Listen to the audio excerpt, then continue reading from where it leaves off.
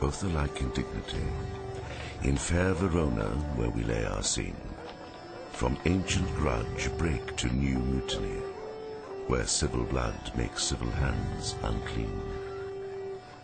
From forth the fatal loins of these two foes, a pair of star-crossed lovers take their life, whose misadventured, piteous overthrows doth with their death bury their parents' strife.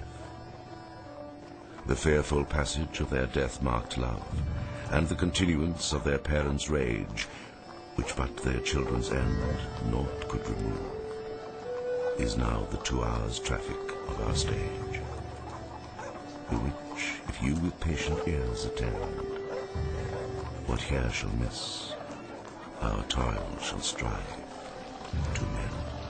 Gregory, on my word, we'll not carry calls. No, for then we should be colliers. I mean, and we being collared, we'll draw. Aye, while you live, draw your neck out of collar. I strike quickly, being moved. But thou art not quickly moved to strike. A dog of the house of Montague moves me. To move is to stir, and to be valiant is to stand, and therefore, if thou art moved, thou runst away. A dog of the house shall move me to stand.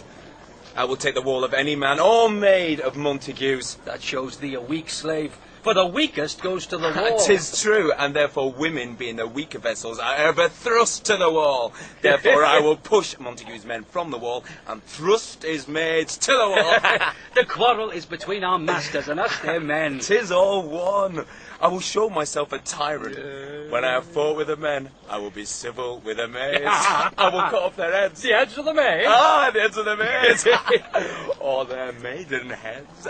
Take it in what sense thou wilt. Well, they must take it in sense that feel it. Oh, me they shall feel while I am able to stand, and 'tis known that I am a pretty piece of flesh.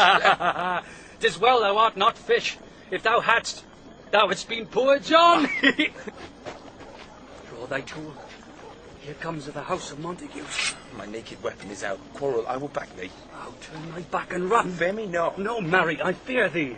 Let us take the law of our sides. Let them begin. I will frown as I pass by, and let them take it as they list. Nay, as they dare, I will bite my thumb at them, which is a disgrace to them if they bear it. Do you bite your thumb at us, sir? I do bite my thumb, sir. Do you bite your thumb at us, sir? Is the law of our side if I say aye? No. No, sir. I do not bite my thumb at you, sir, but I bite my thumb, sir. Do you quarrel, sir? Quarrel, sir? No, sir. But if you do, sir, I'm for you.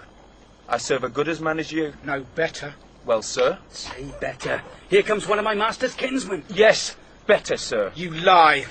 Draw if you be men. Gregory, remember thy washing blow. Behind, pirates! Put up your swords! You know not what you do!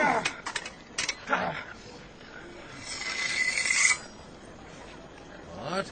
Art thou drawn among these heartless hinds? Turn thee, Benvolio, look upon thy death. I do but keep the peace. Put up thy sword, or manage it to part these men with me. What, drawn and talk of peace? I hate the word, as I hate hell, all Montagues, and thee. Have at thee, coward!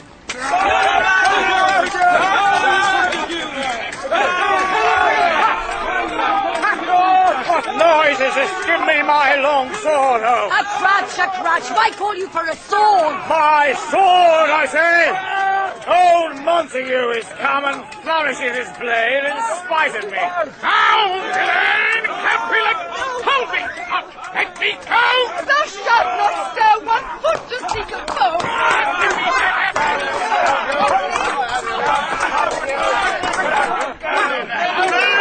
Subjects! Enemies to peace!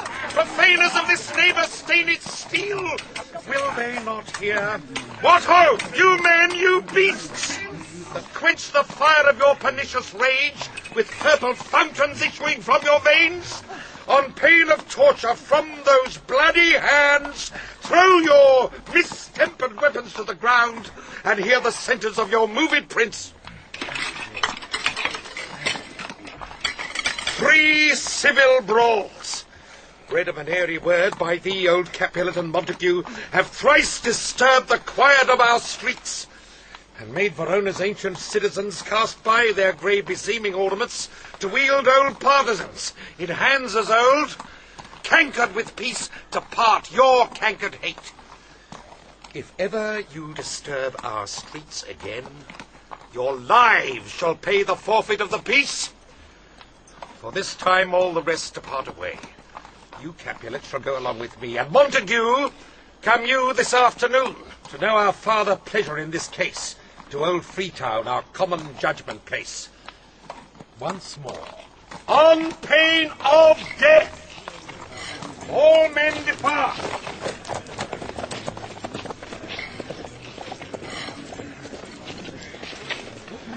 Who set this ancient quarrel new approach? Benvolio, were you by when it began? Here were the servants of your adversary, and yours, close fighting, I did approach. I do to part them. In the instant came the fiery Tybalt with his sword prepared, which, as he breathed defiance to my ears, he swung about his head and cut the winds, who, nothing hurt withal, hissed him in scorn. While we were interchanging thrusts and blows, came more and more, and fought on part and part, till the prince came and parted either part. Oh, where is Romeo? Saw you him today? Right glad I am he was not at this fray. Madam, an hour before the worshipped sun peered forth the golden window of the east, a troubled mind drive me to walk abroad, where underneath the grove of sycamore that westward rooteth from this city side, so early walking did I see your son. Towards him I made, but he was ware of me, and stole into the covert of the wood.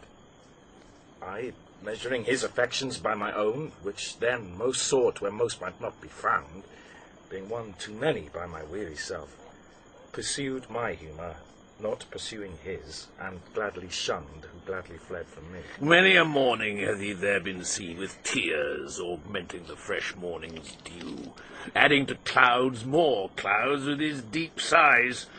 But all so soon as the all-cheering sun should in the farthest east begin to draw the shady curtains from Aurora's bed, away from light steals home my heavy son, and private in his chamber pens himself, shuts up his windows, locks fair daylight out, and makes himself an artificial night. Black and portentous must this humour prove, unless good counsel may the cause remove. My noble uncle, do you know the cause? I neither know it nor can learn of him.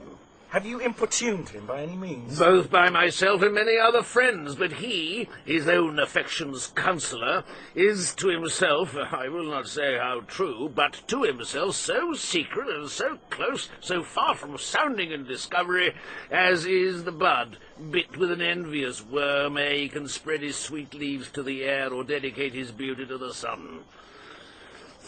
Could we but learn from whence his sorrows grow, we would as willingly give cure as know. See where he comes. So please you step aside. I'll know his grievance, or be much denied. I would thou wert so happy by thy stay to hear true shrift. Come, madam, let's away. Good morrow, cousin. Is the day so young? But news struck 9. Ay me. Sad hours seem long. Was that my father that went hence so fast? It was. What sadness lengthens Romeo's hours? Not having that which having makes them short. In love. Out. Of love? Out of her favour, where I am in love. Alas, that love, so gentle in his view, should be so tyrannous and rough in proof. Alas, that love, whose view is muffled still, should without eyes see pathways to his will. Where shall we dine? Oh me, what fray was here? Yet tell me not, for I have heard it all. He has much to do with hate, but more with love. Why then, oh brawling love, oh loving hate, oh anything of nothing first create?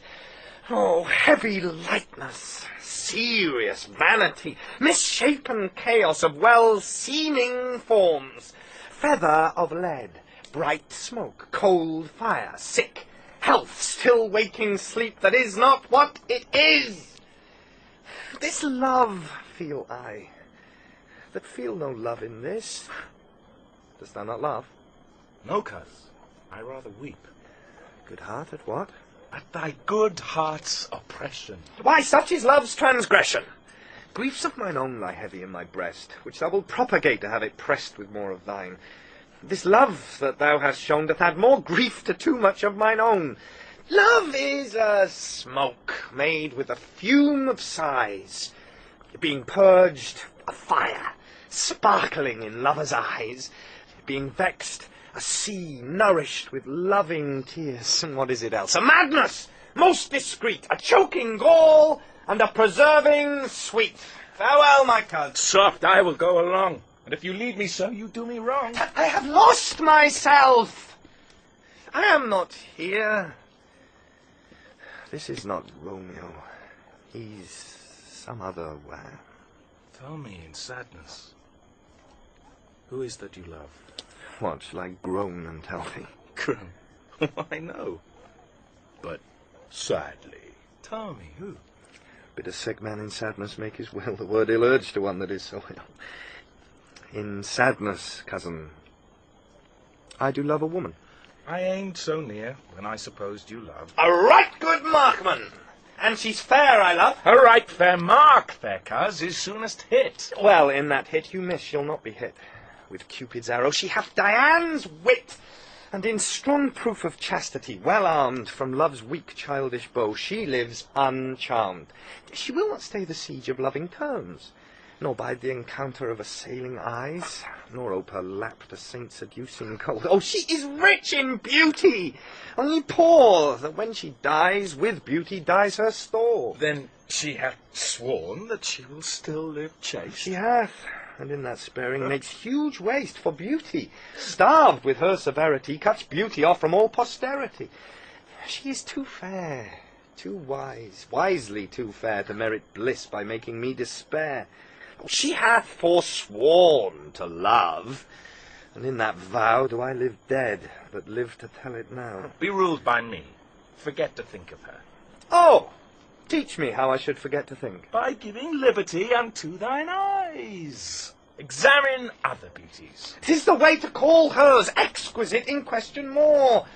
These happy masks that kiss fair ladies' brows, being black, puts us in mind they hide the fair. He that is strucken blind cannot forget the precious treasure of his eyesight lost. Show me a mistress that is passing fair. What doth her beauty serve but as a note, where I may read who passed that passing fair? Farewell! Thou canst not teach me to forget. I'll pay that doctrine, or else die in debt. But Montague is bound, as well as I, in penalty alike, and 'tis not hard, I think, for men so old as we, to keep the peace. Of honourable reckoning are you both. Pity 'tis you lived at odds so long. But now, my lord, what say you to my suit? But saying o'er what I have said before, my child is yet a stranger in the world. She hath not seen the change of 14 years. Let 2 more summers wither in their pride, ere we may think her ripe to be a bride. Younger than she, a happy mother's maid. And too soon marred are those so early made. Earth hath swallowed all my hopes, but she's the hopeful lady of my earth. But woo her, gentle Paris, get her heart. My will to her consent is but a part, and she agreed. Within her scope of choice lies my consent and fair according voice. This night I hold an old accustomed feast, whereto I have invited many a guest, such as I love, and you among the store. One more most welcome makes my number more. At my poor house look to behold this night earth-treading stars that make dark heaven light. Such comfort as do lusty young men feel when well-apparelled April on the heel of limping winter treads, even such delight among fresh fennel buds shall you this night inherit at my house. Here all see, and like her most, whose merit most shall be, which, on more view of many, mine being one, may stand in number, though in reckoning none. Come, go with me. Go, sirrah, trudge about through fair Verona, find those persons out whose names are written there, and to them say, my house and welcome on their pleasure stay. Find them out whose names are written here. It is written that the shoemaker should meddle with his yard, and the tailor with his last, the fisher with his pencil, and the painter with his nets. But I am sent to find those persons whose names are here writ, and can never find what names the writing person hath here writ. I must to the learned. In good time. One fire burns out another's burning. One pain is lessened by another's anguish. Turn giddy and be helped by backward turning. One desperate grief cures with another's languish. Take thou some new infection to thy eye, and the rank poison of the old will die. Your plantain leaf is excellent for that. For what, I pray thee? For your broken shin. Why, Romeo, art thou mad? Not mad, but bound more than a madman is. Shut up in prison, kept without any food, whipped and tormented, and good in, good fellow. God in. I pray, sir, can you read? Aye, mine own fortune in my misery. Perhaps you have learnt it without book, but I pray, can you read anything you see? Aye, if I know the letters and the language. You say honestly, rest you merry. Stay, fellow, I can read. Signor Martino and his wife and daughters, County Anselm and his beauteous sisters, the lady widow of Vitruvio, Signor Placentio and his lovely nieces, Mercutio and his brother Valentine, mine uncle Capulet, his wife and daughters, my fair niece Rosaline and Livia, Signor Valentio and his cousin Tybalt, Lucio and the lively Helena. A fair assembly. Whither should they come? Up. Whither? To supper? To our house. Whose house? My master's. Indeed, I should have asked you that before. Now I'll tell you without asking. My master is the great, rich Capulet. And if you be not of the house of Montagues, I pray, come and crash a cup of wine. Rest ye merry. At this same ancient feast of Capulet sups the fair Rosaline, whom thou so loves, with all the admired beauties of Verona.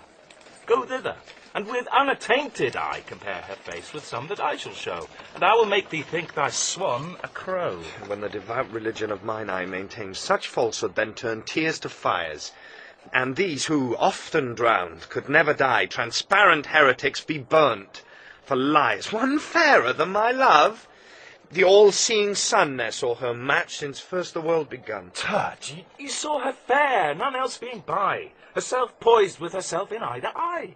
But in that crystal scales let there be weighed your lady's love against some other maid, that I will show you, shining at this feast, and she shall scant show well that now seems best. I'll go along. No such sight to be shown, but to rejoice in splendour of mine own. Nurse, where's my daughter? Call her forth to me. Oh, now by my maidenhead, at 12-year-old, I bade her come. What lamb? What ladybird? God forbid. Where's this girl? What, Juliet? How now? Who calls? Your mother! Madam, I am here. What is your will? This is the matter. Nurse, give leave a while. We must talk in secret. Oh. Nurse, come back again. I have remembered me. Thou'st hear our counsel. Oh. Thou knowest my daughter's of a pretty age.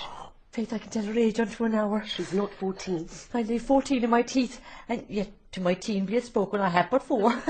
She's not 14. How long is it now to Lammas-tide? A fortnight and odd days. Even or odd, of all days in the year, come Lammas Eve at night, shall she be 14. Susan and she, God rest all Christian souls, were of an age when Susan is with God, she was too good for me, but as I said, on Lammas Eve at night shall she be 14. That shall she, Mary. I remember it well. 'Tis since the earthquake now 11 year, and she was weaned.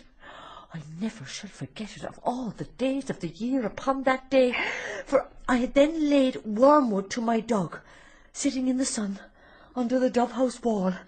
My lord and you were then at Mantua. Nay, I do bear a brain, but as I said, when it did taste the wormwood on the nipple of my dog and felt it bitter, pretty fool to see it tetchy and fall out with the dog. Shake, quoth the dove house. 'Twas no need I trow to bid me trudge. And since that time it is 11 years. And then could she stand high, low, nay, by the rood, she could have run and waddled all about, for even the day before she broke her brow. And then my husband, oh God be with his soul, he was a merry man, took up the child.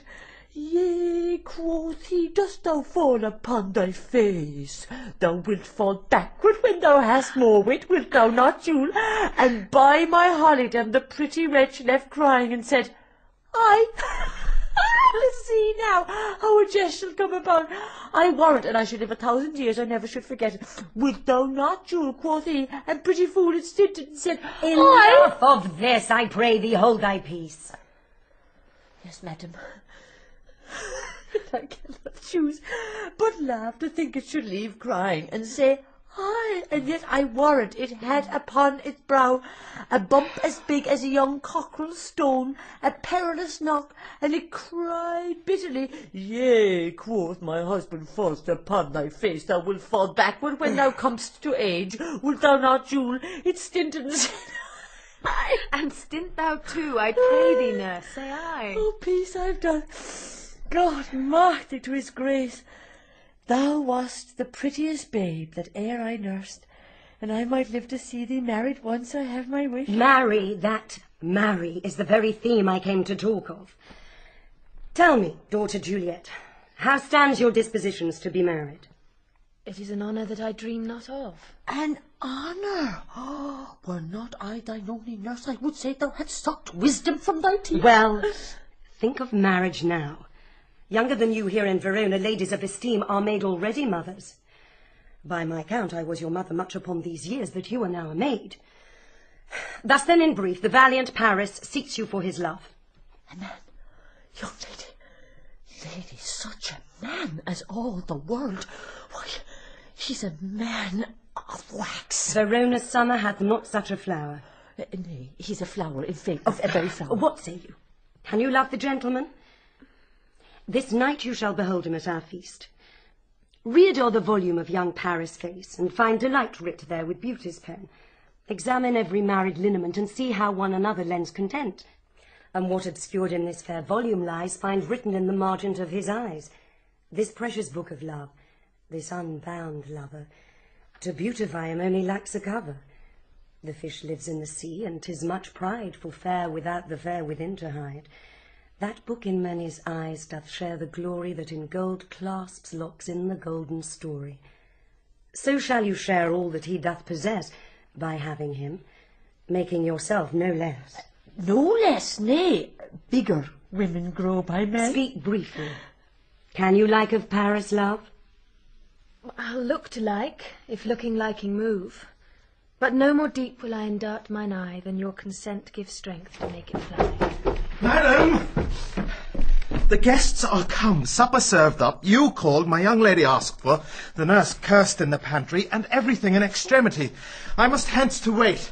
I beseech you, follow straight. We follow thee. Juliet, the county stays. Go, girls, seek happy nights to happy days. What, shall this speech be spoke for our excuse? Or shall we on without apology? The date is out of such prolixity. We'll have no Cupid hoodwinked with a scarf, bearing a Tartar's painted bow of lath, scaring the ladies like a crow-keeper. No, without book prologue faintly spoke after the prompter for our entrance. But let them measure us by what they will. We'll measure them a measure and begun. Give me a torch. I am not for this ambling. Being but heavy, I will bear the light. Nay, gentle Romeo, we must have you dance. Not I, believe me. You have dancing shoes with nimble soles. I have a soul of lead. So stakes me to the ground, I cannot move. You are a lover. Borrow Cupid's wings and soar with them above a common bound. I am too sore in pierced with his shaft to soar with his light feathers, and so bound I cannot bound a pitch above dull woe. Under love's heavy burden do I sink. And to sink in it should you burden love, too great oppression for a tender thing. Is love a tender thing? It is too rough, too rude, too boisterous, and it pricks like thorns. If love be rough with you, be rough with love. Prick love for pricking and you beat love down. Give me a case to put my visage in. A visor for a visor. What care I what curious eye doth coat deformities? Here the beetle brows shall blush for me. Come knock and enter. And no sooner in, but every man betake him to his leg. Hey! A torch for me! Let wantons, light of heart, tickle the senseless rushes with their heels, for I am proverbed with a grandsire phrase. I'll be a candle holder and look on. The game was ne'er so fair, and I am done. That done's the mouse, the constable's own word. If thou art done, we'll draw thee from the mire. Or, save your reverence, love, wherein thou stickest up to the ears. Come, we burn daylight. No! Nay, that's not so. I mean, sir, in delay we waste our lights in vain, like lights by day. Take our good meaning, for our judgment sits 5 times in that ere once in our 5 wits. And we mean well in going to this masque, but 'tis no wit to go. Why, may one ask? I dreamt a dream tonight. And so did I. Well, what was yours? That dreamers often lie. In bed, asleep, while they do dream things true. Oh, then I see Queen Mab hath been with you. She's the fairy's midwife, and she comes in shape no bigger than an agate stone on the forefinger of an alderman, drawn with a team of little atomy over men's noses as they lie asleep. A chariot is an empty hazelnut made by the joiner's squirrel, or old grub. I'm out of mind the fairy's coachmakers. A wagon spokes made of long spinners' legs, the cover of the wings of grasshoppers, the traces of the smallest spider web, the collars of the moonshine's watery beams, a whip of cricket's bone, a lash of film, a wagon of a small grey-coated gnat not half so big as a round little worm pricked from the lazy finger of a maid. And in this state she gallops night by night through lovers' brains, and then they dream of love, or courtiers' knees that dream on curtsies straight, or lawyers' fingers who straight dream on fees, or ladies' lips who straight on kisses dream, which oft the angry Mab with blisters plays, because their breaths with sweetmeats tainted are. Sometimes she gallops o'er a courtier's nose, and then dreams he of smelling out a suit, and sometime comes she with a tithe pig's tail, tickling a parson's nose as a lies asleep. Then he dreams of another benefit. Sometimes she driveth o'er a soldier's neck, and then dreams he of cutting foreign throats, of breeches, ambuscados, Spanish blades, of health's 5 fathom deep. And then anon, drums in his ear. But she starts, and wakes, and being thus frighted swears a prayer or two, and sleeps again. This is that very Mab that plats the manes of horses in the night, and bakes the elf locks in foul sluttish hairs, which once untangled much misfortune bodes. This is the hag, when maids lie on their backs, that presses them and learns them first to bear, making them women of good carriage. This is she. Peace, peace, Mercutio, peace. Thou talk'st of nothing. True. I talk of dreams, which are the children of an idle brain, begot of nothing but vain fantasy, which is as thin of substance as the air, and more inconstant than the wind who woos even now the frozen bosom of the north, and being angered, puffs away from thence, turning his side to the dew-dropping south. This wind you talk of blows us from ourselves. Supper is done. We shall come too late. I fear too early, for my mind misgives some consequence, yet hanging in the stars, shall bitterly begin his fearful date with this night's revels, and expire the term of a despised life closed in my breast by some vile forfeit of untimely death. But he that hath the steerage of my course, direct my sail on, lusty gentlemen! Strike drum! Where is Potpen that he helps not to take away? He shift a trencher, he scrape a trencher. When good manners shall lie all in 1 or 2 men's hands, and they unwashed too, 'tis a foul thing. Away with the joins still, and remove thy cork cupboard. Look to that plate. Good thou save me a piece of marsh pennant, and as thou loves me, let the porter let in Susan Grindstone and Poppy! Boy, boy, ready? You are looked for and called for, asked for and sought for in the great chamber. We cannot be here and there too. Cheerly, boys! Be brisk a while, and the longer liver take all. Welcome, gentlemen. Ladies that have their toes unplayed with corns will walk about with you. Ah, my mistresses, which of you all will now deny to dance? She that makes dainty, she, I'll swear, hath corn. Have I come near you now? Welcome, gentlemen. I have seen the day that I have worn a visor and could tell a whispering tale in a fair lady's ear, such as will please. She's gone. She's gone. She's gone. You are welcome, gentlemen. Come, musicians, play.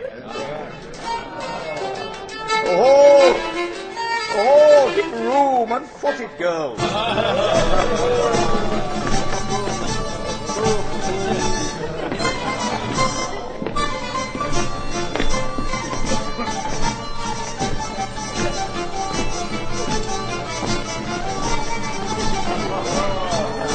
More light, you knave, and turn the tables up. Quench the fire, the room is grown too hot. Ah, sirrah, this unlooked-for sport comes well. Nay, sit, good cousin Capulet, for you and I are past our dancing days. How long is now since last yourself and I were in a mask? My lady, 30 years. What, man, 'tis not so much, 'tis not so much. 'Tis since the nuptial of Lucentio, come Pentecost as quickly as it will, some 25 years, and then we mark. 'Tis more, 'tis more. His son is elder, sir. His son is 30. Will you tell me that his son was but a ward 2 years ago? What lady's that, which doth enrich the hand of yonder knight? I know not, sir. Oh, she doth teach the torches to burn bright.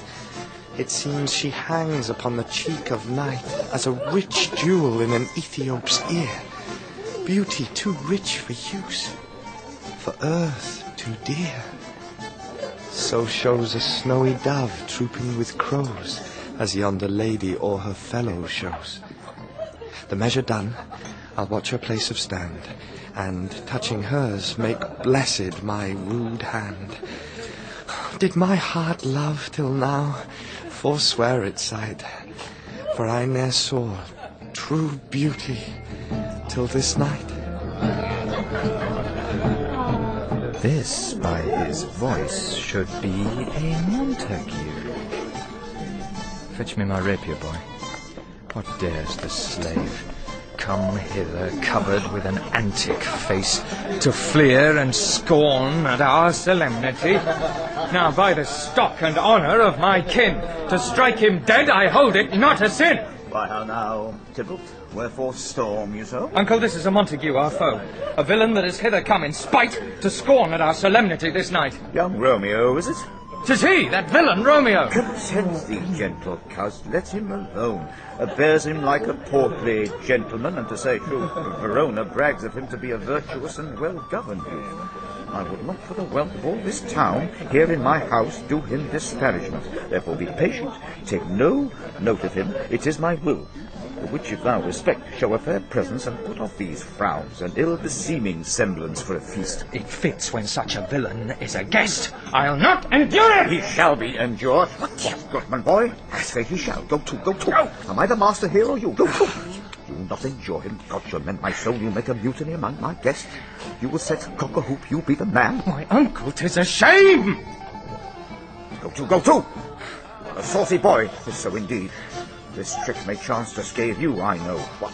You must contrary me. Marriage is time. Well said, my heart. You are a plain cock. No, be quiet. More light, more light. For shame, I'll make you quiet. What? Chilly, my heart. patience perforce with wilful choler meeting makes my flesh tremble in their different greeting. I will withdraw, but this intrusion shall, now seeming sweet, convert to bitterest gall.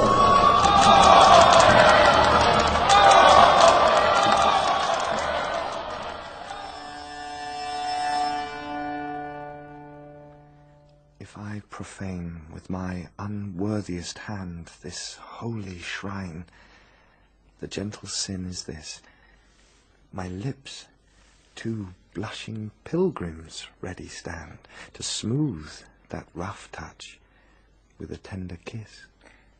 Good pilgrim, you do wrong your hand too much, which mannerly devotion shows in this. For saints have hands that pilgrims' hands do touch, and palm to palm is holy palmer's kiss. Have not saints lips, and holy palmers too? Aye, pilgrim, lips that they must use in prayer. Oh, then, dear saint, let lips do what hands do.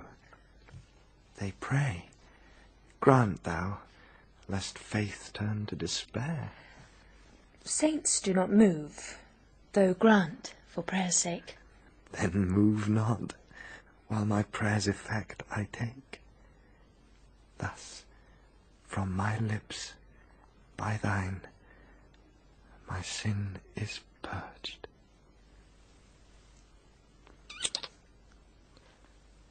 Then have my lips the sin that they have took. Sin from my lips? Oh, trespass sweetly urged, give me my sin again. You kiss by the book. Madam, your mother craves a word with you. What is her mother? Mary Bachelor. Her mother is the lady of the house, and a good lady, and a wise and virtuous. I nursed her daughter that you talked withal. I tell you, he that can lay hold of her shall have the chinks. Is she a Capulet? Oh, dear account, my life is my foe's debt. Away, be gone. The sport is at the best. Aye, so I fear. The more is my unrest. Nay, gentlemen, prepare not to be gone. We have a trifling, foolish banquet toward. Is it e'en so? Why, then I thank you all. I thank you, honest gentlemen. Good night. More torches here. Come on. Then let's to bed. Ah, sir, by my fay, it waxes late. I'll to my rest. Come hither, nurse. What is yon gentleman? The son and heir of old Tiberio. What's he that now is going out of door? Oh, Mary, that, I think, be young Petruchio. What's he that follows here that would not dance? Oh, I know not. Go ask his name. Oh, if he be married, my grave is like to be my wedding bed. His name is Romeo, and a Montague, the only son of your great enemy. My only love sprung from my only hate. Too early seen unknown, and known too late. Prodigious birth of love it is to me that I must love a loathed enemy. What's tis? What's tis? A rhyme I learnt even now of one I danced withal. Juliet? Anon! Anon! Come, let's away. The strangers all are gone.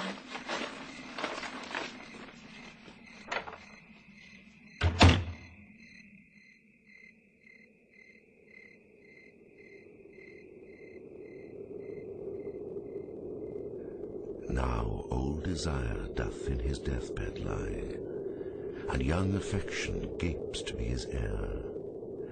That fair for which love groaned for and would die, with tender Juliet matched, is now not fair.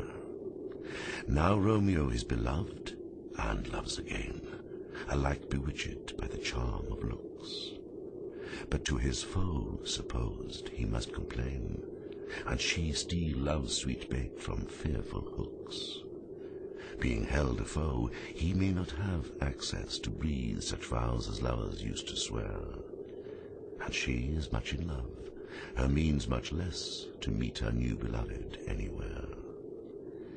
But passion lends them power, time means to meet, tempering extremities with extreme sweet.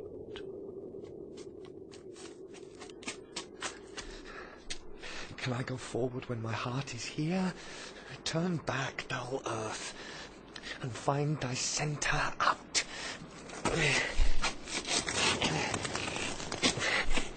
Romeo! My cousin! Romeo! Romeo! He is wise, and all my life hath stolen him home to bed. He ran this way, and let this orchard walk. Call, good Mercutio. Nay, I'll conjure too. Romeo!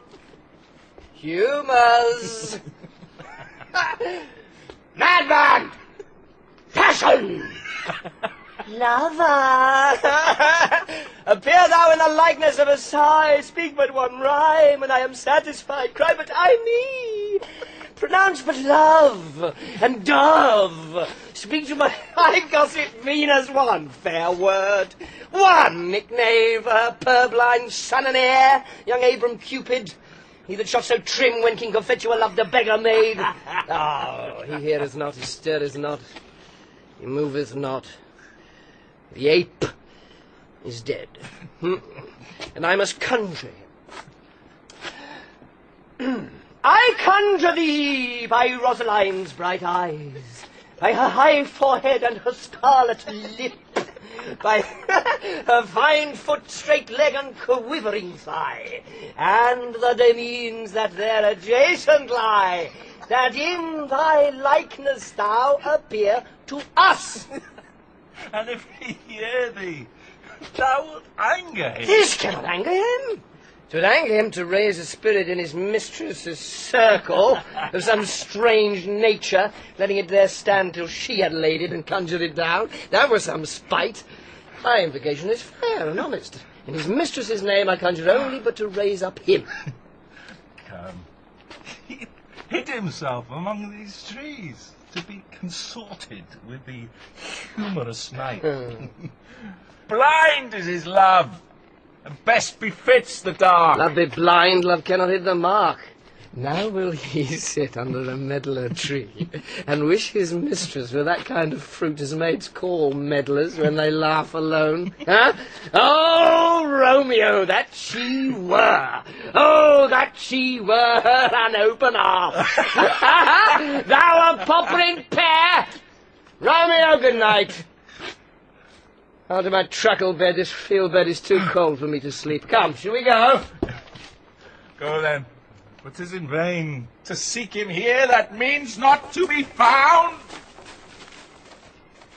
He jests at scars that never felt a wound.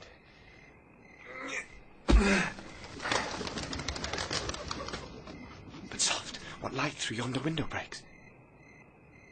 It is the east, and Juliet is the sun. Arise, fair sun, and kill the envious moon, who is already sick and pale with grief that thou her maid art far more fair than she. Be not her maid, since she is envious. Her vestal livery is but sick and green, and none but fools do wear it. Cast it off. It is my lady. Oh, it is my love. Oh, that she knew she were. She speaks, yet she says nothing. What of that? Her eye discourses. I will answer it. I am too bold. 'Tis not to me she speaks. Two of the fairest stars in all the heaven, having some business, do entreat her eyes to twinkle in their spheres till they return. What if her eyes were there, they in her head? The brightness of her cheek would shame those stars, as daylight doth a lamp. Her eyes in heaven would through the airy region stream, so bright that birds would sing and think it were not night. See how she leans her cheek upon her hand. Oh, that I were a glove upon that hand, that I might touch that cheek. Ay me. She speaks. Oh, speak again, bright angel, For thou art as glorious to this night, being o'er my head, as is a winged messenger of heaven unto the white upturned wondering eyes of mortals that fall back to gaze on him when he bestrides the lazy puffing clouds and sails upon the bosom of the air. Oh, Romeo, Romeo, wherefore art thou Romeo? Deny thy father and refuse thy name, or if thou wilt not, be but sworn my love, and I'll no longer be a Capulet. Shall I hear more, or shall I speak at this? 'Tis but thy name that is my enemy. Thou art thyself, though not a Montague. What's Montague? It is nor hand, nor foot, nor arm, nor face, nor any other part belonging to a man. Oh, be some other name. What's in a name? That which we call a rose by any other word would smell as sweet. So Romeo would, were he not Romeo called, retain that dear perfection which he owes without that title. Romeo, doff thy name, and for thy name, which is no part of thee, take all myself. I take thee at thy word. Call me but love, and I'll be new baptized. Henceforth I never will be Romeo. What man art thou that thus bescreened in night so stumblest on my counsel? By a name I know not how to tell thee who I am. My name, dear saint, is hateful to myself, because it is an enemy to thee. Had I it written, I would tear the word. My ears have yet not drunk 100 words of thy tongue's uttering, yet I know the sound. Art thou not Romeo and a Montague? Neither, fair maid, if either thee dislike. How camest thou hither? Tell me, and wherefore? The orchard walls are high and hard to climb, and the place death, considering who thou art, if any of my kinsmen find thee here. With love's light wings did I o'er-perch these walls, for stony limits cannot hold love out, and what love can do, that dares love attempt. Therefore thy kinsmen are no stop to me. If they do see thee, they will murder thee. Alack, there lies more peril in thine eye than 20 of their swords. Look thou but sweet, and I am proof against their enmity. I would not for the world they saw thee here. I have night's cloak to hide me from their eyes. And but thou love me, let them find me here. My life were better ended by their hate than death prorogued, wanting of thy love. By whose direction foundst thou out this place? By love. That first did prompt me to inquire. He lent me counsel, and I lent him eyes. I am no pilot, yet wert thou as far as that vast shore, washed with the farthest sea, I should adventure for such merchandise. Thou knowest the mask of night is on my face, else would a maiden blush bepaint my cheek for that which thou hast heard me speak tonight. Fain would I dwell on form, fain, deny what I have spoke, but farewell compliment. Dost thou love me? Oh. I know thou wilt say aye, and I will take thy word. Yet if thou swear'st, thou mayst prove false. At lovers' perjuries they say Jove laughs. O gentle Romeo, if thou dost love, pronounce it faithfully. Or if thou thinkst I am too quickly won, I'll frown and be perverse and say thee nay, so thou wilt woo, but else not for the world. In truth, fair Montague, I am too fond, and therefore thou mayst think my behaviour light. But trust me, gentlemen, I'll prove more true than those that have more coying to be strange. I should have been more strange, I must confess, but that thou overheardst ere I was ware my true love passion. Therefore pardon me, and not impute this yielding to light love, which the dark night hath so discovered. Lady, by yonder blessed moon I vow that tips with silver all these fruit tree tops. Swear not by the moon, the inconstant moon that monthly changes in her circled orb, lest that thy love prove likewise variable. What shall I swear by? Do not swear at all. Or, if thou wilt, swear by thy gracious self, which is the god of my idolatry, and I'll believe thee. Oh, if my heart's dear love... Well, do not swear. Although I joy in thee, I have no joy of this contract tonight. It is too rash, too unadvised, too sudden, too like the lightning, which doth cease to be ere one can say it lightens. Sweet, good night. This bud of love, by summer's ripening breath, may prove a beauteous flower when next we meet. Good night, good night. As sweet repose and rest come to thy heart as that within my breast. Oh, wilt thou leave me, so unsatisfied? What satisfaction canst thou have tonight? The exchange of thy love's faithful vow for mine. I gave thee mine before thou didst request it, and yet I would it were to give again. Wouldst thou withdraw it? For what purpose, love? but to be frank and give it thee again. And yet I wish but for the thing I have. My bounty is as boundless as the sea, my love as deep. The more I give to thee, the more I have, for both are infinite. I hear some noise within. Dear love, adieu. Anon, good nurse. Sweet Montague, be true. Stay but a little, I will come again. Oh, blessed, blessed night. I am afeard, being in night, all this is but a dream. Too flattering sweet to be substantial. 3 words, dear Romeo, and good night indeed. If that thy bent of love be honourable, thy purpose marriage, send me word tomorrow, by one that I'll procure to come to thee, where and what time thou wilt perform the rite. And all my fortunes at thy foot I'll lay, and follow thee, my lord, throughout the world. I come, anon! But if thou meanest not well, I do beseech thee. By and by I come, to ease thy strife, and leave me to my grief. Tomorrow will I send. So thrive my soul. 1,000 times good night. 1,000 times the worst to want thy light. Love goes toward love as schoolboys from their books, but love from love toward school with heavy looks. Hist! Romeo! Hist! Oh, for a falconer's voice to lure this tassel gentle back again. Bondage is hoarse and may not speak aloud, else would I tear the cave where Echo lies, and make her airy tongue more hoarse than mine with repetition of my Romeo's name. It is my soul that calls upon my name. How silver sweet sound lovers' tongues by night, like softest music to attending ears. Romeo! My Naias! What o'clock tomorrow shall I send to thee? By the hour of 9? I will not fail. 'Tis 20 year till then. Oh. I have forgot why I did call thee back. Let me stand here till thou remember it. I shall forget to have thee still stand there, remembering how I love thy company. And I'll still stay to have thee still forget, forgetting any other home but this. 'Tis almost morning. I would have thee gone, and yet no farther than a wanton's bird that lets it hop a little from his hand, like a poor prisoner in his twisted gyves, and with a silken thread plucks it back again, so loving jealous of his liberty. Oh, I would I were thy bird. Sweet, so would I. Yet I should kill thee with much cherishing. Good night. Good night. Parting is such sweet sorrow that I shall say good night till it be morrow. Sleep dwell upon thine eyes, peace in thy breast. Would I were sleep and peace, so sweet to rest. Hence will I to my ghostly sire's close cell, his help to crave, and my dear hap to tell.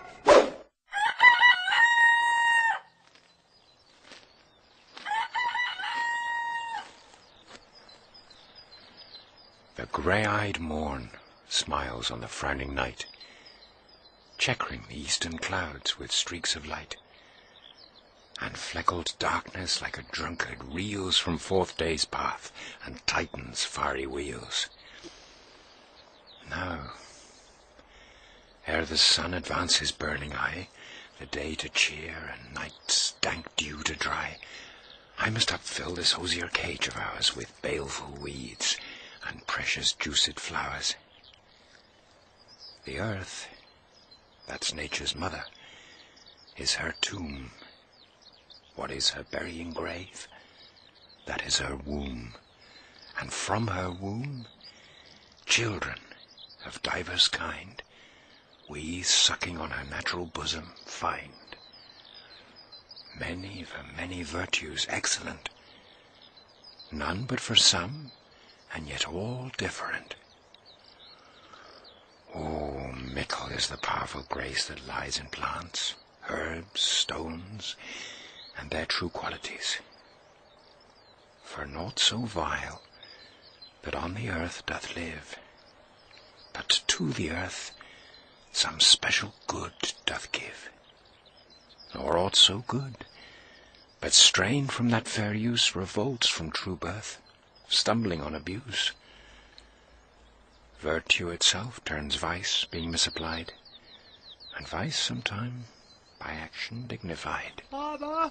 Within the infant rind of this weak flower poison hath residence, and medicine power. For this, being smelt, with that part cheers each part. Being tasted, stays all senses with the heart. Two such opposed kings encamp them still in man, as well as herbs, grace and rude will. And where the worser is predominant, full soon the canker death eats up that plant. Good morrow, father. Benedicity! What early tongue so sweet saluteth me? Young son, it argues a distempered head so soon to bid good morrow to thy bed. Care keeps his watch in every old man's eye, and where care lodges, sleep will never lie. But where unbruised youth with unstuffed brain doth couch his limbs, there golden sleep doth reign. Therefore thy earliness doth me assure thou art uproused with some distemperature. Or if not so, then here I hit it right. Our Romeo hath not been in bed tonight. That last is true. The sweeter rest was mine. God pardon sin, wast thou with Rosaline? With Rosaline, my ghostly father? No! I have forgot that name. And that name's woe. That's my good son. But where hast thou been then? I'll tell thee ere thou ask it me again. I have been feasting with mine enemy, where on a sudden one hath wounded me, that's by me wounded. Both our remedies within thy help and holy physic lies. I bear no hatred, blessed man, for lo, my intercession likewise steads my foe. Be plain, good son, and homely in thy drift. Riddling confession finds but riddling shrift. Then plainly know, my heart's dear love is set on the fair daughter of rich Capulet. As mine on hers, so hers is set on mine, and all combined, save what thou must combine, by holy marriage. When and where and how we met, we wooed and made exchange of vow, I'll tell thee as we pass, but this I pray, that thou consent to marry us today. Holy St. Francis, what a change is here! Is Rosaline, that thou didst love so dear, so soon forsaken? Young men's love then lies not truly in their hearts, but in their eyes. Jesu Maria, what a deal of brine hath washed thy sallow cheeks for Rosaline! How much salt water thrown away in waste, to season love that of it doth not taste! The sun, not yet thy sighs from heaven clears, thy old groans yet ringing in mine ancient ears. Lo, here, upon thy cheek, the stain doth sit of an old tear that is not washed off yet. If e'er thou wast thyself, and these woes thine, thou and these woes were all for Rosaline. And art thou changed? Pronounce this sentence, then. Women may fall when there's no strength in men. Thou chidest me oft for loving, Rosaline. For doting, not for loving, pupil mine. And bad'st me bury love. Not in a grave, to lay one in, another out to have. I pray thee, chide me not. Her I love now doth grace for grace, and love for love allow. The other did not so. Oh, she knew well I love did read by rote, that could not spell. But come, young waverer, come go with me. In one respect I'll thy assistant be, for this alliance may so happy prove, to turn your household's rancour to pure love. Oh! Let us hence! I stand on sudden haste! Wisely and slow! They stumble that run fast. Where the devil should this Romeo be? Oh. Came he not home tonight? To his father's, I spoke with his man. Why, that same pale, hard-hearted wench, that Rosaline, torments him so that he will sure run mad. Tybalt, the kinsman to old Capulet, had sent a letter to his father's house. A challenge, on my life. Romeo will answer it. Any man that can write may answer a letter. Nay, he will answer the letter's master how he dares, being dead. Alas, poor Romeo, he is already dead, stabbed with a white wench's black eye. Run through the ear with a love song, the very pin of his heart cleft with a blind bow boy's butt shaft. And is he a man to encounter Tybalt? Why? What is Tybalt? More than Prince of Cats. Oh, he's the courageous captain of compliments. He fights as you sing prick song, keeps time, distance, and proportion. He rests his men in rests, 1, 2, and a third in your bosom, the very butcher of a silk button, a duellist, a gentleman of the very first house, of the first and second cause, Ah, the immortal passado, the punto reverso, the hey, the what? The pox of such antic, lisping, affecting fantasemes, these new tuners of accent. By Jesu, a very good blade, a very tall man, a very good whore. Why, is not this a lamentable thing, grandsire, that we should be thus afflicted with these strange flies, these fashion-mongers, these pardon-me's, who stand so much on the new form that they cannot sit at ease on the old bench? Oh, their bones, their bones. Here comes Romeo. Here comes Romeo. Without his roe, like a dried herring. Oh, flesh, flesh, how art thou fishified? Now is he for the numbers that Petrarch flowed in. Laura to his lady was a kitchen wench. Marry, she had a better love to berhyme her. Dido, a dowdy, Cleopatra, a gypsy. Helen and Hero, Hildings and harlots. Thisbe, a grey-eye also, but not to the purpose. Signor Romeo, bonjour. There's a French salutation to your French slop. You gave us the counterfeit fairly last night. Good morrow to you both. What counterfeit did I give you? The slip, sir, the slip. Can you not conceive? Pardon, good Mercutio.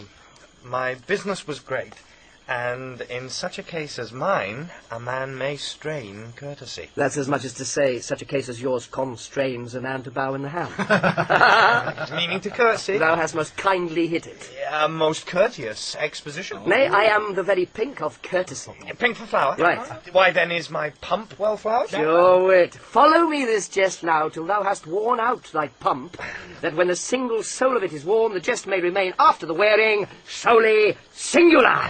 Oh, single soul jest, solely singular for the singleness. Come between us, good Benvolio, my wit's fate. Swits and spurs, or I'll cry a match. Nay, if our wits run the wild goose chase, I am done, for thou hast more of the wild goose in any one of thy wits than I am sure I have in my whole fight. Was I with you there for the goose? Oh, thou wast never with me for anything when thou wast not there for the goose. I will bite thee by the ear for that jest. Nay, good goose, bite not. My wit is a very bitter sweeting, it is a most sharp sauce. And is it not then well served in to a sweet goose? Oh, here's a wit of Cheverel that stretches from an inch narrow to an ell broad. I stretch it out for that word broad, which, added to the goose, proves thee far and wide a broad goose. Oh, why, is not this better now than groaning for love? Ah? Now art thou sociable.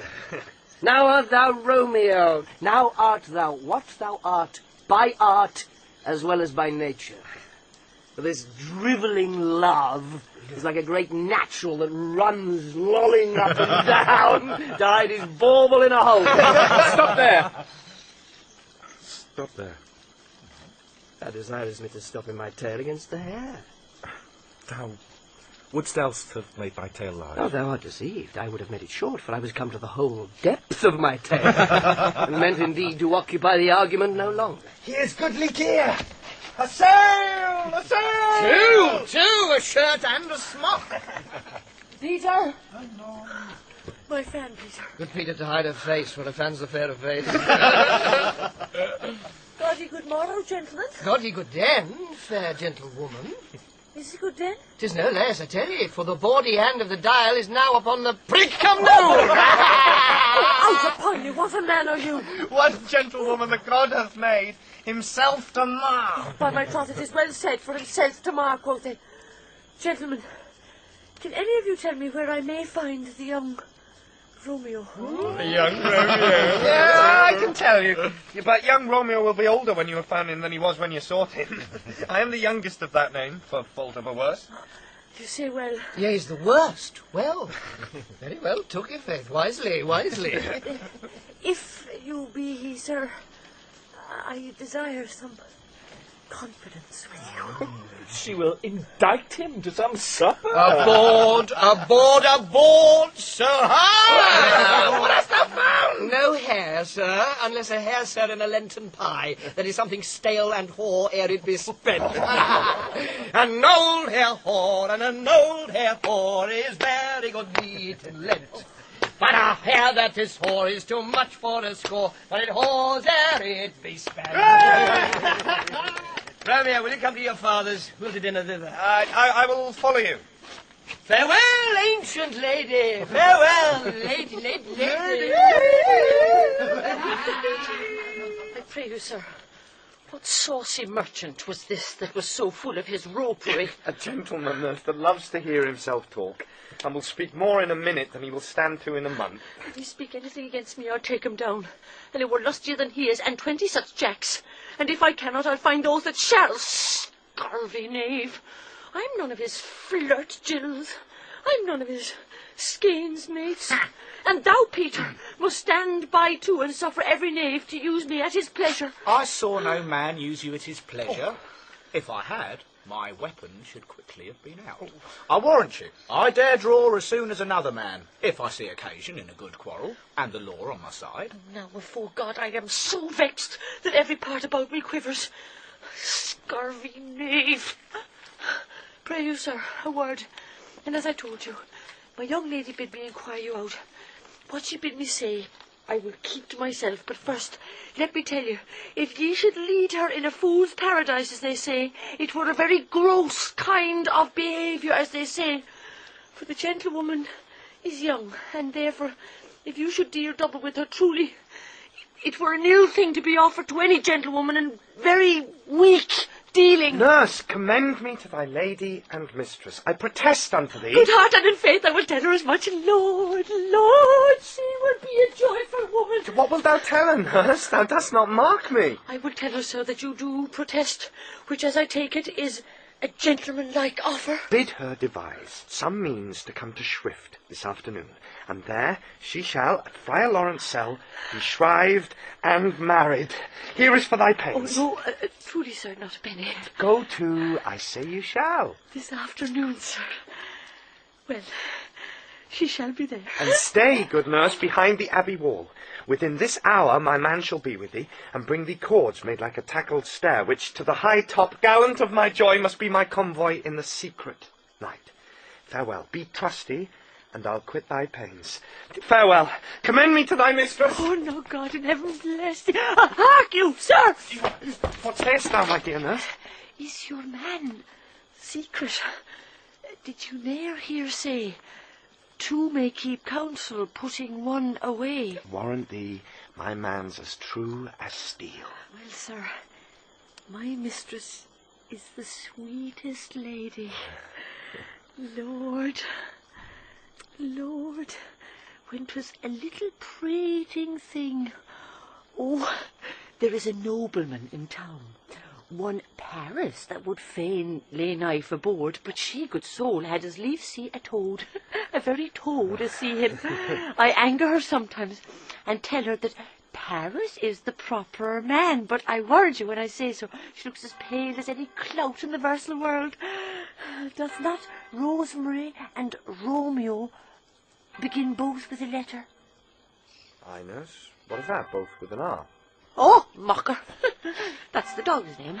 R is for the... Oh, no, I know it begins with some other letter. And she hath the prettiest sentences of it. Of you and Rosemary. That it would do you good to hear. Commend me to thy lady. Aye, 1,000 times. Peter. Anon. Before and apace. The clock struck 9 when I did send the nurse. In half an hour she promised to return. Perchance she cannot meet him. That's not so. Oh, she is lame.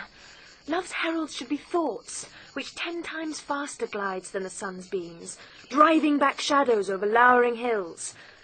Therefore do nimble pinioned doves draw love, and therefore hath the wind-swift Cupid wings. Now is the sun upon the highmost hill of this day's journey, and from 9 till 12 is 3 long hours, yet she is not come. Had she affections and warm, youthful blood, she would be as swift in motion as a ball. My words would bandy her to my sweet love, and his to me. But old folks, many fain as they were dead, unwieldy, slow, heavy, and pale as lead. Oh, God, she comes. Oh, honey nurse, what news? Hast thou met with him? Send my man away. Peter, stay at the gate. Now, good sweet nurse. Oh, Lord, why look'st thou sad? Though news be sad, yet tell them merrily. If good, thou shamest the music of sweet news by playing it to me with so sour a face. I am a-weary. Give me leave a while. Why, oh, my bones ache. What a jaunce have I. I would thou hadst my bones, and I thy news. Nay, come, I pray thee, speak. Good nurse, speak. Jesu, what haste! Can you not stay a while? Do you not see that I am out of breath? How art thou out of breath, when thou hast breath to say to me that thou art out of breath? The excuse that thou dost make in this delay is longer than the tale thou dost excuse. Is thy news good or bad? Answer to that. Say either, and I'll stay the circumstance. Let me be satisfied. Is good or bad? Well, you have made a simple choice. You know not how to choose a man. Romeo. No, not he. Though his face be better than any man's, yet his leg excels all men's, and for a hand and a foot and a body, though they be not to be talked on, yet they are past compare. He is not the flower of courtesy, but I'll warrant him as gentle as a lamb. Go thy ways, wench, serve God. What, have you dined at home? No. And no. But all this did I know before. What says he of our marriage? What of that? Oh, Lord, how my head aches. What a head have I? It beats as if it would fall in 20 pieces. My back's the other side. Oh, my back. My back. Beshrew your heart for sending me about to catch my death with jauncing up and down. Faith, I am sorry that thou art not well. Sweet, sweet, sweet nurse, tell me, what says my love? Your love says, like an honest gentleman, and a courteous, and a kind, and a handsome, and I warrant a virtuous. Where is your mother? Where is my mother? Why, she is within. Where should she be? How oddly thou repliest. Your love says, like an honest gentleman, where is your mother? Oh, God's lady dear, are you so hot, Mary? Come up, I trow. Is this the poultice for my aching bones? Henceforward do your messages yourself. Oh, it's such a coil. Come, what says Romeo? Have you got leave to go to shrift today? I have. Then hie you hence to Friar Lawrence's cell. There stays a husband to make you a wife. Now comes the wanton blood up in your cheeks. They'll be in scarlet straight at any news. Hie you to church. I must another way to fetch a ladder, by the which your love must climb a bird's nest soon when it is dark. I am the drudge and toil in your delight, but you shall bear the burden soon at night. Go, I'll to dinner. Hie you to the cell. Hie to high fortune. Honest nurse, farewell.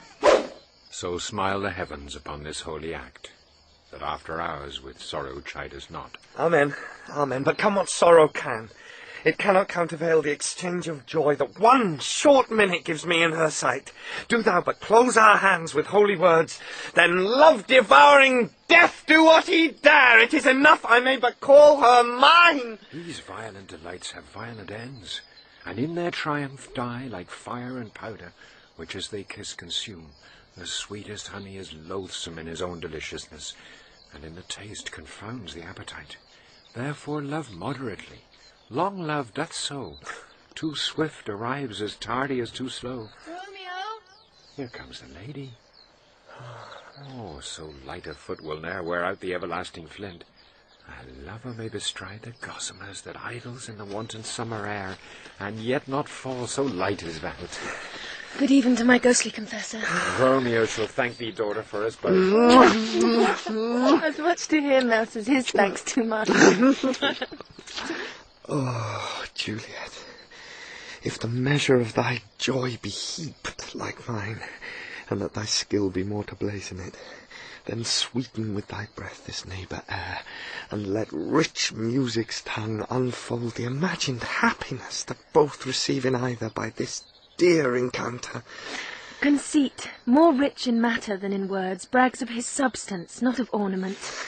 They are but beggars that can count their worth. But my true love has grown to such excess, I cannot sum up half my wealth. Come with me, and we will make short work. For by your leaves you shall not stay alone till Holy Church incorporate two in one.